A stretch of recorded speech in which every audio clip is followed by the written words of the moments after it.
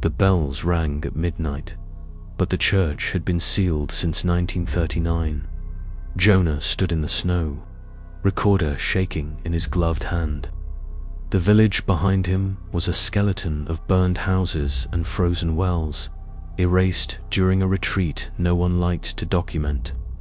The church was the only structure left standing, its doors chained, its windows bricked shut. He wanted to confirm the rumor that the last people taken there were never buried. The chain fell apart when he touched it. Inside, the air was warm. Candles burned without melting wax. Pews were filled with coats laid neatly, as if their owners had stepped out for a moment. Names were stitched into the collars. In the basement, Jonah found a rope descending into darkness and followed it. The chamber below was circular. The walls were lined with bells of different sizes. Each one bore a date and a name. Some were small, very small.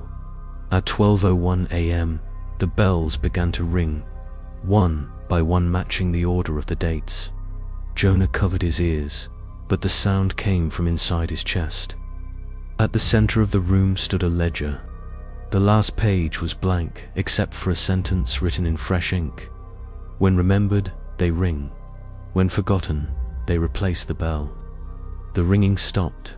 Jonah noticed his breath had fogged the air, but the walls were now cold stone again, empty, silent.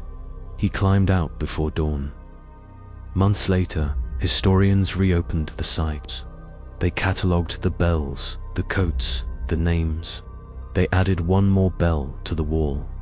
It rang every night at midnight, and no one could remember who Jonah was.